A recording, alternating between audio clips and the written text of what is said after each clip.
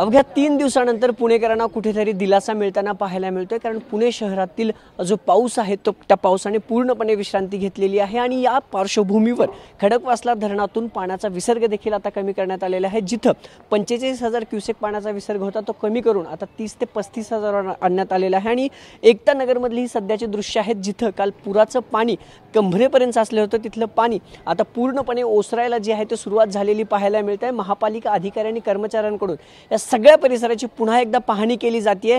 हा सगळा परिसर काल इथं मोठ्या प्रमाणात पाणी जे आहे पावसाचं आणि पुराचं साचलं होतं, त्या परिसरातून आता पूर्णपणे पाणी जे आहे ते ओसरलेलं आहे। आणि विशेष म्हणजे पुण्यात आज सूर्यानं देखील दर्शन दिलेलं आहे। पुण्यात काही प्रमाणात ऊन देखील आता पडायला सुरुवात झालेली आहे। तर खडकवासला धरण साखळी क्षेत्रात देखील पावसानं खरं तर आता विश्रांती घेतलेली आहे आणि खडकवासल्यातला जो विसर्ग होता तो देखील आता प्रशासनाकडून कमी करण्यात आला। आणि त्यानंतर महापालिका कर्मचाऱ्यांकडून इथं औषध फवारणी असेल किंवा इतर कामी आहेत जी स्वच्छताची ती केली जाते, कुठल्याही रोगराई पसरू नये म्हणून महापालिकेकडून या सगळ्या परिसरात औषध फवारणी देखील केली जाते। त्यासह फिरते दवाखाने देखील इथं आणण्यात आलेले आहेत, जेणेकरून कुठला खरं तर इथला स्थानिक रहिवासी जे असतील त्यांना काही आजार झाले तर त्यांना इथंच उपचार जे आहेत ते करता यावं म्हणून जे आहे ते फिरते दवाखाने देखील इथं आणण्यात आलेले आहेत। आणि या सगळ्या परिसरातलं पुराचं जे पाणी आहे, पावसाचे जे पाणी आहे एकता नगर भागातलं, ते पूर्णपणे आता ओसरलेलं पाहायला मिळते। आणि महापालिका आणि इतर कर्मचारी देखील आता पुरानंतरची जी कामं आहेत ते करतायत आणि याच भागात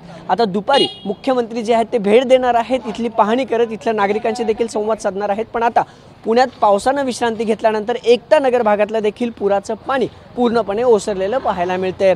कॅमेरा पर्सन अभिजित पिसेसह अभिजित पोते, TV9 मराठी, पुणे।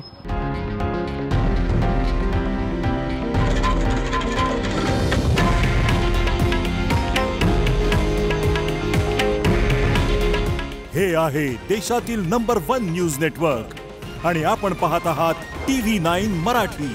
काळजी तुमची, हित महाराष्ट्राचं।